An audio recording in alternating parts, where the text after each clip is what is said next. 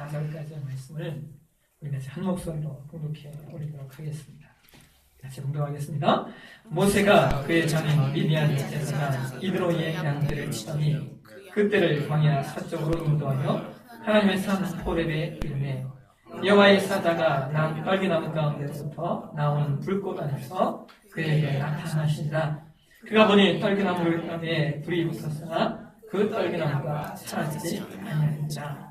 이에 모세가 이르되 내가 돌이켜 가서 이 큰 광경을 보리라. 떨기나무가 어찌하여 타지 아니하고 하니 그때에 여호와께서 그가 보려고 돌이켜 오는 것을 보신지라. 하나님이 떨기나무 가운데서 그를 불러 이르시되 모세야 모세야 하시매 그가 이르되 내가 여기 있나이다. 아멘. 조명을 위한 기도를 드리겠습니다. 하나님 오늘도 우리에게 말씀을 주시옵소서. 주의 말씀이 선포되고 증거되어질 때 우리가 주의 음성을 듣게 도와주시고 하나님 이 말씀을 통해 우리를 교훈하시고 우리를 새롭게 하시는 아버지의 뜻이 우리 가운데 온전히 이루어지게 도와주시옵소서. 성령이 우리 가운데 내주하시고 교통하시고 조명하여 주심으로 말미암아 하나님 말씀을 잘 이해하게 하시고 그 이해된 말씀이 우리의 삶으로 온전히 이어질 수 있도록 하나님 은혜 베풀어 주시옵소서. 부족한 사람을 세우셨습니다. 하나님 말씀 똑똑히 잘 전하게 하시고 전하는 자나 듣는 자나 은혜의 풍성함에 세워지게 도와주옵소서. 감사합니다. 걸어가신 예수님의 이름으로 기도하옵나이다. 아멘. 예, 지난 두 주에 걸쳐서 우리는 우리 교회의 존재 목적, 사명선언문의 사명선언문 중에 네 번째 영역인 민족과 열방을 변화시키는 이라고 하는 부분에 대해서 말씀을 나누었습니다. 우리 내포사랑의 교회가 어떻게 민족을 변화시키는 교회가 될 것인가? 그것은 우리 안에 한 사람 의식이 있어야 한다는 겁니다. 한 사람이 한 사람을 마음에 품고 그 영혼을 주님께 인도하고자 하는 열정이 있어야 그 한 사람을 통하여 민족 복음화에 이를 수 있다는 겁니다. 더 나아가서 우리 교회가 어떻게 열방을 변화시키는 교회가 될 것인가? 우리 안에 빚진 자 의식이 있어야 한다는 겁니다. 여러분 무엇의 빚진 자입니까? 복음의 빚진 자입니다. 우리는 모두 복음의 빚진 자입니다. 누군가 우리에게 복음을 전해 주었기 때문에 우리가 복음을 들을 수 있었고 그 복음이 오늘 저와 여러분에게 이르게 된 것입니다. 그래서 우리도 그 누군가에게 복음을 나누어 줄 수 있는 존재가 되셔야 됩니다. 우리 교회가 민족과 열방을 변화시키는 교회가 되기 위해서 우리 안에 확고히 가져야 될 두 가지 의식 여러분 잊지 마십시오. 그것은 한 사람 의식이요. 그것은 빚진 자 의식입니다. 이 두 가지 의식이 우리 안에 살아있다면 우리는 민족과 열방을 변화시키기 위한 강력한 동기를 부여받게 될 것입니다. 그렇다면 오늘은 좀 더 실제적인 말씀을 나누고자 합니다. 그것은 우리가 어떻게 민족과 열방을 변화시키는 교회가 될 것인가? 우리가 한 사람 의식과 빚진 자 의식을 가지고 어떤 실제적인 방법으로 민족과 열방을 변화시키며 나아갈 수 있을 것인가? 그 실제적인 방법과 내용에 대하여 말씀을 나누려고 합니다. 여러분, 제가 지난 시간 속에서 민족과 열방을 변화시켜야 된다라고 하는 말씀을 나누었을 때 여러분 좀 어떠셨나요? 지난주에 우리 한국을 위하여 돕기 위하여 들어왔던 선교사에 관한 말씀들을 나눴는데 여러분 좀 가슴이 뜨거워지지 않으셨나요?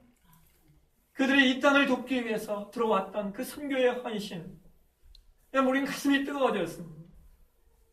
또 그 전주에는 정말 한 사람 의식을 가지고 전도해야 된다. 한 사람의 소중함을 우리가 대하여 말씀을 나눴는데 여러분 어떻게 마음이 좀 뜨거워지셨습니까? 여러분 어떠셨습니까? 여러분 우리 마음이 뜨거워졌다면 우리는 지난 한 주간 그 뜨거운 마음을 가지고 우리가 어떠한 삶을 살았는가? 여러분 한번 좀 돌아보십시오. 여러분 지난 한 주간 여러분 삶 가운데 전도의 열정이 일어나셨나요? 여러분 지난 한 주간 여러분 안에 선교의 열정이 가슴 뜨겁게 타오르셨습니까? 여러분 우리가 이 말씀을 듣고 마음에 결단하고 마음이 뜨거워졌지만 이 사실 이렇게 돌이켜보면 좀 그렇게 말씀대로 살지 못한 그 모습이 여러분 있을 겁니다. 근데 여러분, 이거 왜 그럴까요? 왜 그럴까요? 우리가 말씀을 들을 땐 마음이 뜨거워졌고, 말씀을 들을 땐 우리의 가슴이 뜨거워졌는데, 왜 그 말씀 부여잡고 한 주간을 살아가는데 힘이 들까요? 여러분, 가장 본질적인 이유가 무엇인 줄 아십니까? 가장 본질적인 이유는요, 우리에게 전도의 현장, 선교의 현장이 없었기 때문입니다. 여러분, 최근에 우리 교회에서 인터컵이라고 하는 선교단체에서 진행하는 청소년 비전 스쿨이 진행되고 있습니다.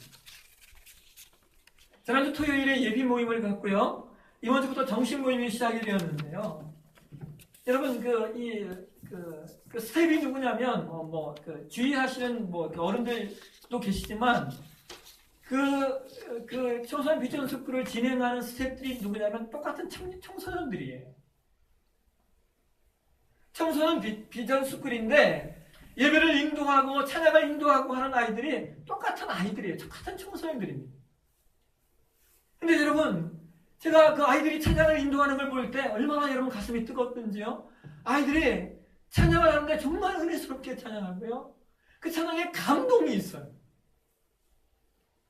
근데 여러분, 요즘 같은 시대에 정말 이런 아이들이 있을까 할 정도로 그 아이들이 참 기특하더라고요. 근데 여러분, 그 스텝으로 섬기는 아이들이 뭐 특별한 것이 아니라 전에 그냥 먼저 비전 스쿨을 받은 아이들이라는 거예요. 전에 먼저 비전 스쿨을 받고 난 후에 그들이 스텝으로 섬기고 있다라고 하는 겁니다. 근데 여러분 한번 생각해 보십시오. 비전 스쿨이 7주입니다. 7주. 7주 훈련 받고 뭐 그렇게 아이들이 변화되겠습니까? 근데요, 그 인터컵이라고 하는 선교단체가 참 잘하는 게 뭐냐면 그 훈련받은 아이들에게 현장을 만들어주는 거예요. 그래서 그 아이들이 진짜 변하는 시간이 언제냐면 그 아이들이 학교의 현장에서 그들이 한 사람 전도해 와서 그를 앉혀놓고 그와와 함께 예배드리면서 그 아이에게 하나님의 말씀을 전하면서 그들이 성장하는 겁니다. 7주간 비전 스쿨의 과정에서 성장하는 것이 아니라 한 영혼 앉혀놓고 그에게 하나님의 말씀을 전하는 그 과정 속에서 말씀을 듣는 그 아이보다 저는 그 아이가 더 변화되는 거예요. 여러분, 이것이 바로 현장이 갖는 능력입니다. 11월 첫 주에 제가 중국 담동으로 예순대단 DTS 강의를 하러 가요. 근데 그 기간 중에 또 30여 명의 인터컵 훈련생들이 우리 지역으로 전도 여행을 온다는 겁니다. 그래서 이 홍성 지역에 와서 1박 2일 동안 머물면서 이 지역에서 전도를 하는데 그러시는 거예요. 우리 교회에 와서 우리 교회를 예배 공간으로 사용해도 되겠느냐 이렇게 물어보는 거예요. 제가 뭐라고 했겠습니까? 당근이죠. 당근이죠. 여러분 얼마나 감사한지 모릅니다. 예배당 재워놓으니까 와서 쓰시겠다고 하잖아요. 예? 여러분 그들이 와서 전도하면서 우리 교회에서 예배하는데 우리 교회 소개하지 않겠습니까? 얼마나 큰 은혜입니까? 여러분 훈련받고 반드시 뭐가 있어야 되냐면 현장이 있어야 된다는 거예요. 현장. 이론이 실제화되는 현장, 그 자리가 있어야 된다는 겁니다. 제가 우리 교회에 참 감사한 것 중에 하나가 우리 교회 역사가 참 짧은 교회임에도 불구하고 우리 전도사역부가 매주 돌아가고 있다라고 하는 거예요. 여러분 한번 주변의 교회들 한번 보십시오. 많은 교회들이 오늘날 전도를 이벤트로 합니다. 이벤트. 이거 여러분 이벤트가 뭔지 아시죠? 그냥 가끔 한 번 하는 거. 이 교회가 그래도 교회인데 너무 안 하면 그러니까 1년에 몇 번 이벤트로 전도 사역을 진행하고 있어요. 근데 우리 교회는 매주 전도 사역부가 돌아가고 있습니다. 우리 교회 교인 숫자에 비하면 작은 인원이 아닙니다. 지난 주간에 특별히 충남 경찰청이 이전했기 때문에 아침 7시에 모여서 출근하는 분들에게 계란과 요구르트 그리고 전도지를 나눠주면서 많은 사람들을 만났어요. 네, 여러분 그 충남 경찰청장님 아주 성격이 좋으시더라고요. 차에서 딱 내리시면서 계란 나눠주고 있으니까 왜 저런 안 주십니까? 받으려고. 또 수고한다고 악수하는 거예요. 일일이 악수하고. 네? 빈말인지 진심인지는 모르겠지만 한번 교회 들려보겠습니다 까지 하셨습니다. 근데 여러분, 전도가 결코 쉽지 않아요. 어떤 경우에는 면박도 당하고요, 어떤 경우는 욕도 얻어먹습니다. 근데 놀라운 것은 그렇게 면박당하고 욕도 얻어먹으면 여러분 그 일을 하기 싫을 것 같죠? 근데 전혀 그렇지가 않아요. 오히려 면박당하고 욕도 얻어먹어야 이상하게 전도의 의지가 더욱더 불타오릅니다. 이것이 현장이 가지고 있는 능력이에요. 오늘 여러분과 제가 봉독한 말씀의 출애굽기 3장의 말씀은요, 여러분 하나님께서 모세를 부르시는 장면입니다. 여러분 기억하세요? 창세기 마지막 장이 창세기 50장이잖아요. 그리고 그 다음에 출애굽기 1장입니다. 근데 이 창세기 50장과 출애굽기 1장 사이는 역사가 400년입니다. 그러니까 이스라엘 백성이 7년 대가문 시기를 벗어나기 위하여 요셉이 총리로 있던 애굽, 그러니까 이집트 땅으로 들어간 후에 400년이 지난 후가 바로 출애굽기 1장의 내용이라는 겁니다. 이스라엘 백성이 애굽, 즉 이방인의 땅으로 들어가서 400년을 기거할 것이라는 사실을 하나님은 이미 창세기 15장에 아브라함에게 이미 말씀해 주셨어요. 여러분 기억하시죠? 하나님의 약속대로 400년이 되었을 때 하나님은 이스라엘 백성을 애굽에서 나오게 만드십니다. 그런데 그 약속의 성취되는 첫 번째 내용이 뭐냐면 하나님이 바로 모세를 부르시는 겁니다. 여러분 모세가 어떤 인물입니까? 출애굽기 1장에 보시면 모세는 애굽의 왕자로 성장을 하죠. 애굽 왕이 이스라엘 자손들이 날로 번성하는 것을 두려워해서 히브리 산파들에게 명령을 해요. 딸아이가 나오면 살려두고 아들이 나오면 다 죽여라. 나일강에 던져버려라. 강에 던져라. 명령을 합니다. 그런데 어느 날 한 가정에 아이가 하나 태어났어요. 아들이에요. 부모가 그 아이를 버릴 수 있겠습니까? 아이들을 숨기다가 이제 더 이상 숨길 수 없는 상황이 되자 그 아이를 갈대 상자에 담아 나일강에 띄워버립니다. 근데 그것을 바로의 딸 애굽의 공주가 보게 되고 그녀가 그 아이를 불쌍히 여겨서 그 아이를 물에 건져내면서 건져냈으니까 너의 이름은 건져냄이야. 모세라고 하는 이름을 붙여줍니다. 그리고 그녀가 그 아이를 자신의 아이로 키우죠. 이렇게 모세는 애굽의 왕자로 성장했지만 장성한 후에 자신이 히브리인, 즉 이스라엘의 혈통인 것을 알게 됩니다. 그러던 어느 날 히브리인을 폭압하는 애굽 사람을 보고 그것에 분노하여 그 사람을 쳐 죽입니다. 그로 말미암아 모세는 도망자 신세가 되죠. 모세는 바로의 낯을 피하여 미디안 땅으로 숨어 들어갑니다. 여러분 이 미디안은요 혈통적으로는 아브라함의 세 번째 후처였던 구두라 사이에서 난 네 번째 아들이 미디안입니다. 그게 미디안 족속이 되는 거예요. 지역적으로는 아라비아 사막이 미디안 백성들이 거했던 지역입니다.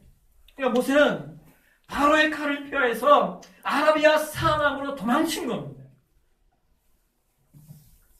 여러분 기억하십니까? 그곳에서 모세가 미디안 제사장의 이드로의 딸이는 시보라를 만나서 아내로 맡고 그곳에서 아들을 낳고 삽니다.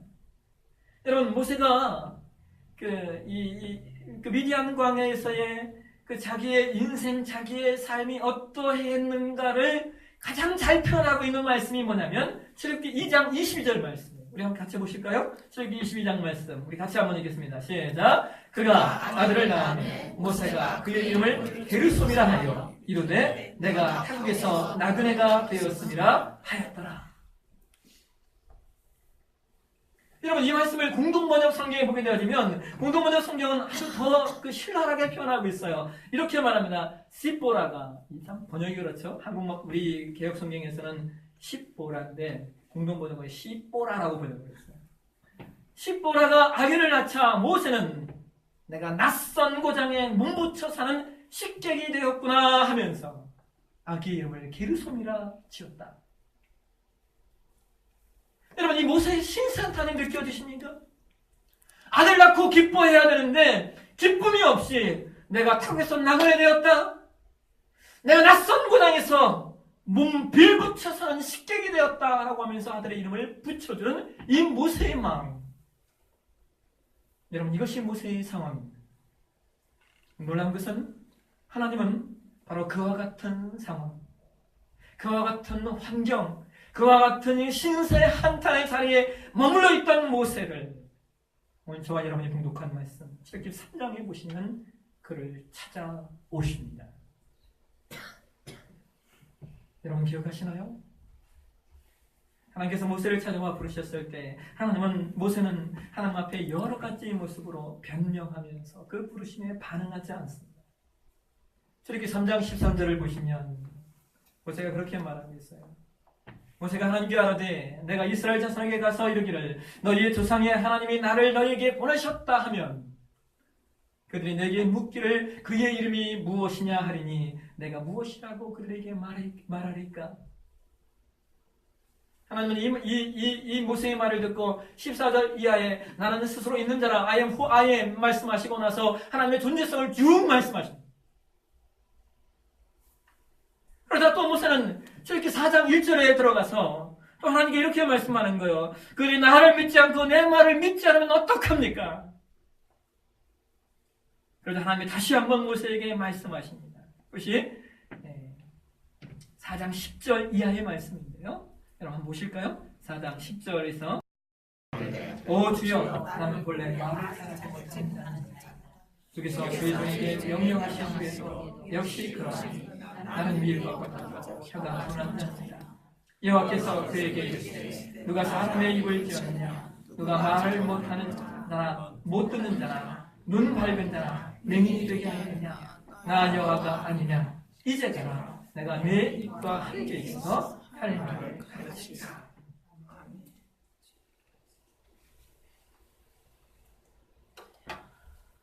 여기까지만 갔으면 좋겠는데 13절을 보시면 4장 13절을 보시면 모세가 다시 한번 하나님께 이렇게 얘기해요. 모세가 이르되 주여 보낼 만한 자를 보내소서.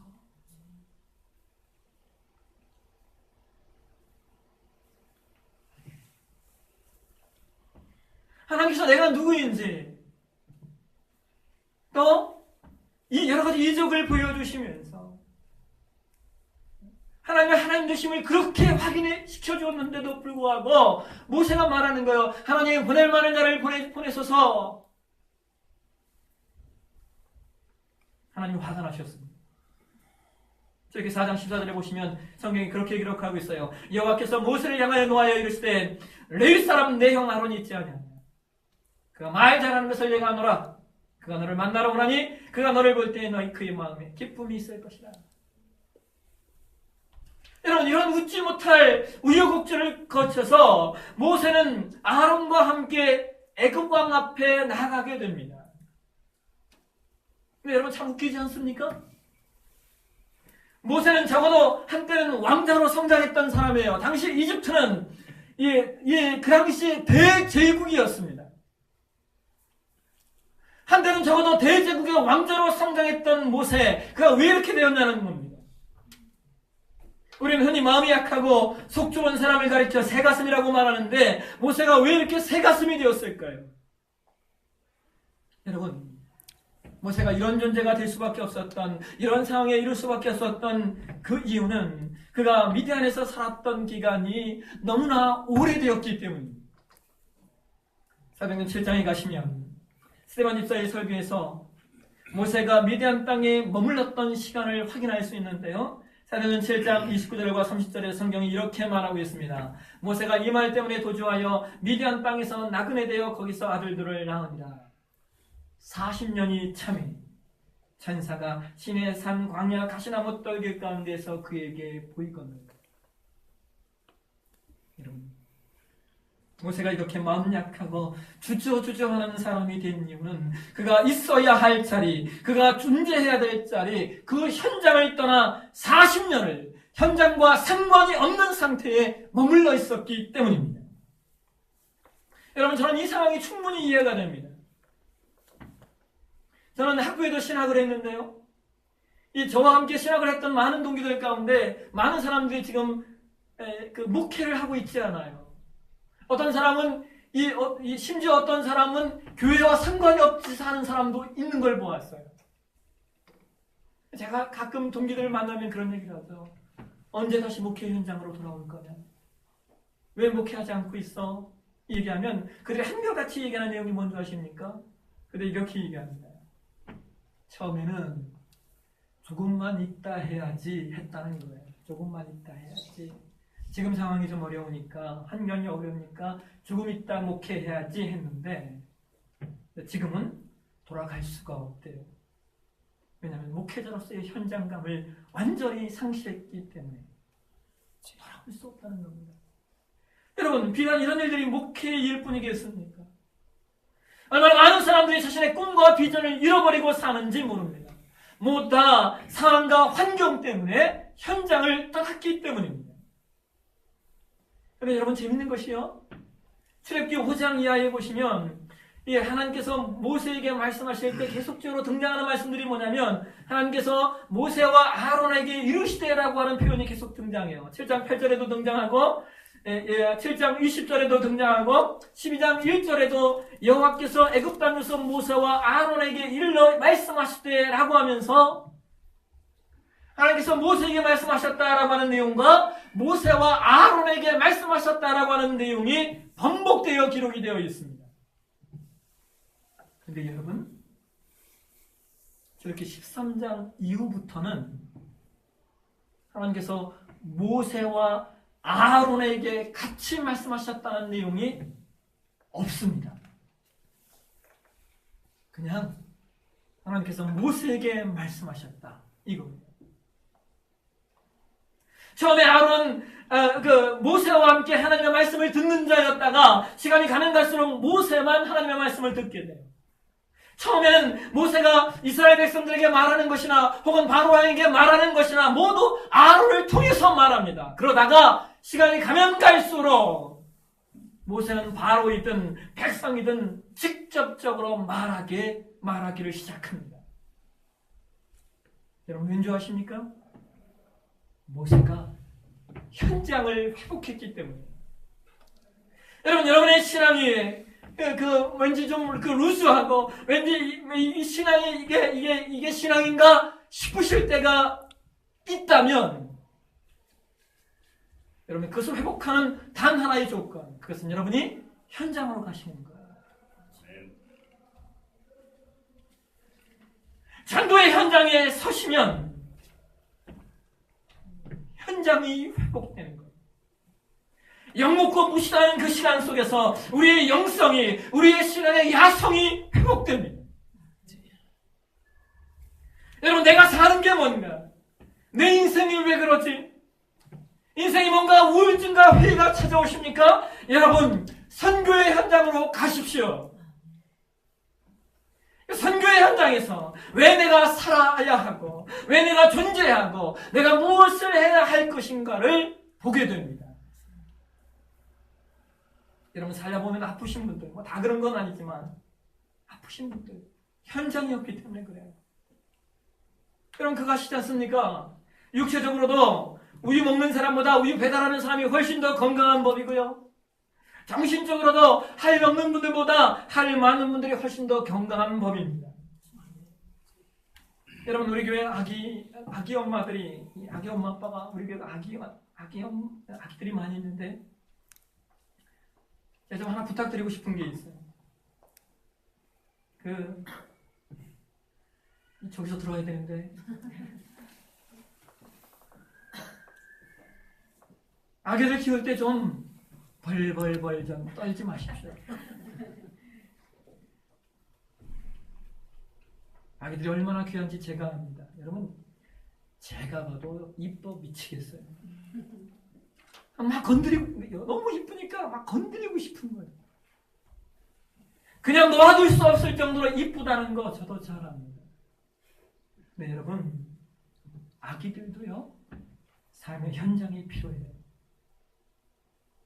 아기들이 감기 걸려야 몸에 면역 체계가 만들어지는 법입니다.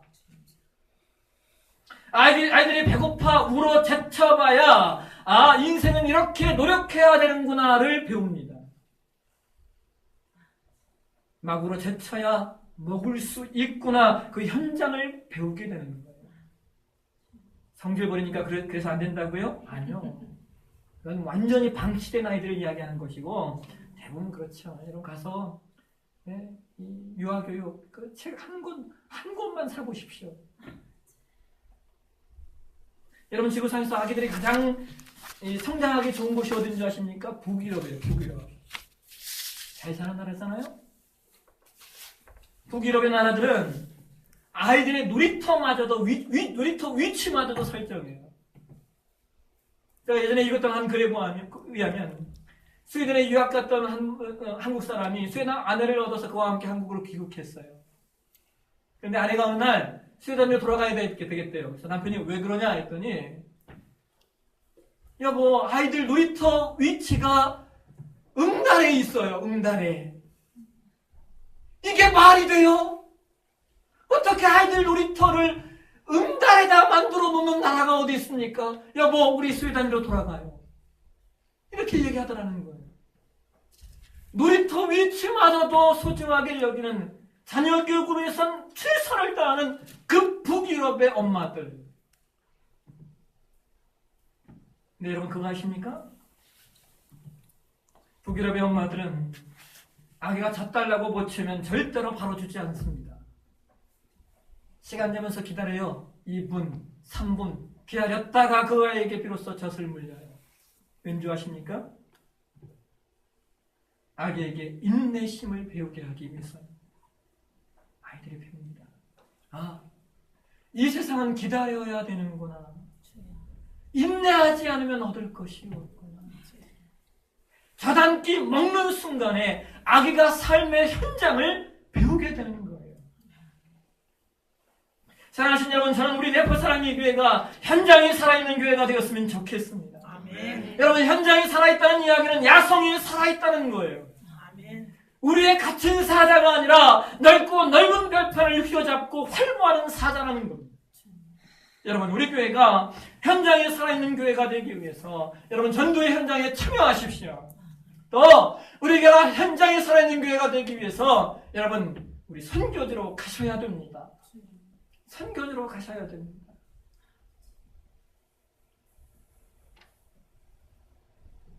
필리핀에서 제가 돌아올 때 마음에 굳게 결심했던 내용 가운데 하나가 그거예요. 선교하는 교회 만들어야지. 선교의 현장 있는 교회 만들어야 되지. 결심했습니다.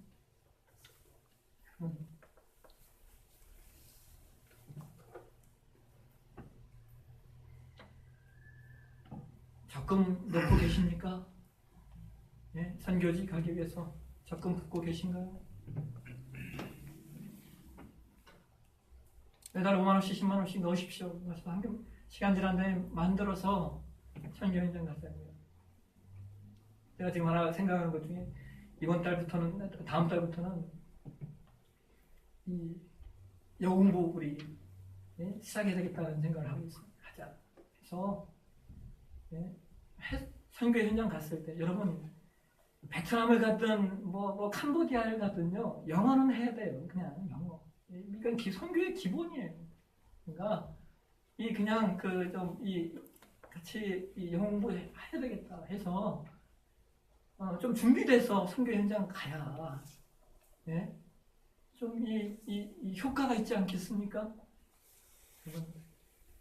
특별히 자녀들 선교 현장을 한번 보내주십시오.